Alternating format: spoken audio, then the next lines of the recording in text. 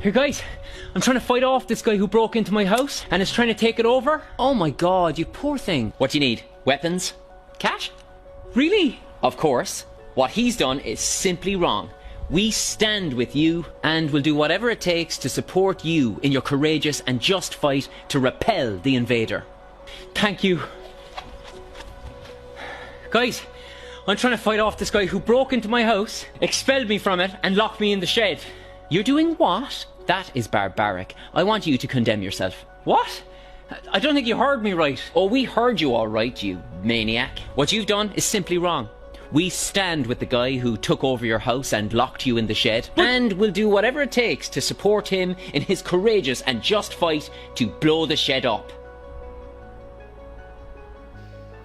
So, I think in this part of the world, in the West generally, in Europe and America, there's a kind of cognitive dissonance when it comes to the struggling of people who aren't white. That's what it comes down to, I think. There's a natural inclination to feel more empathy for Israeli victims. So the idea of the Ukraine comparison video was that in the West we're filled with news constantly that this Ukrainian struggle is a noble struggle. It's a struggle for freedom, for liberation from a brutal colonial force. And so we must support Ukraine with financial assistance, with hearts and minds, and we must feel huge empathy for them. Which, by the way, I totally agree with. I totally agree with that. The Ukrainian struggle is a human struggle. But the problem is, I think, the Palestinian struggle bears a huge resemblance to the Ukrainian struggle. They're a proud people who have had their land confiscated, they've been invaded, they've been treated as second-class citizens, and they've been, in some cases, condemned to life in an open-air prison in a tiny area of 2 million people. And yet when they fight back for their liberation and their independence, we're made to feel, I think, in this part of the world, not so much in Ireland. I think Ireland is better than the rest of Europe. I probably would say that.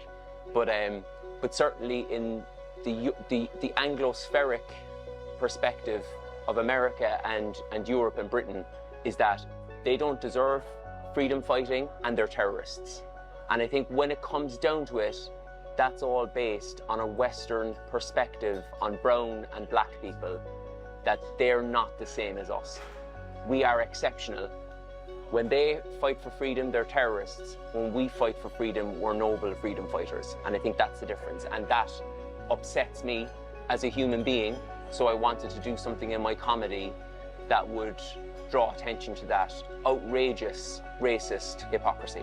So one unexpected result of the sketch is that I have all these people in the Muslim world following me on Instagram, sending me such lovely messages. And I suppose my instinct was that the West, you know, is just, this Islamophobia is just a little bit underneath everything that the West does in terms of news, domestic policy, foreign policy, Islamophobia, and generally racism, I suppose. And that has definitely been, I've been proved to be correct there, I think, by the response from the Arab world, who all say, yeah, this is total Western hypocrisy. Thank you for calling it out. It's unusual to hear that from a Western voice. With the overall European perspective, which is to support Israel and put up the lights of the Israeli flag in its government buildings.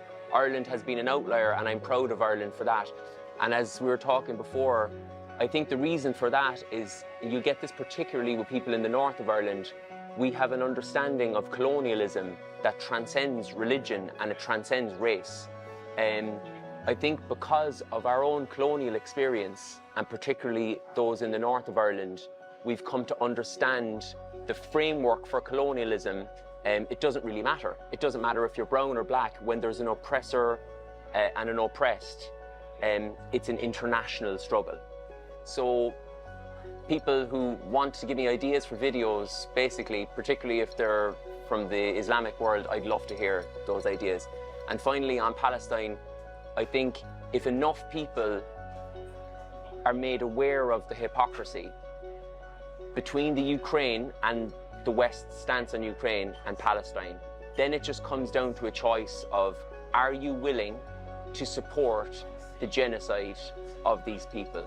So one definite downside to doing the video is that I've started getting messages from Zionists threatening me.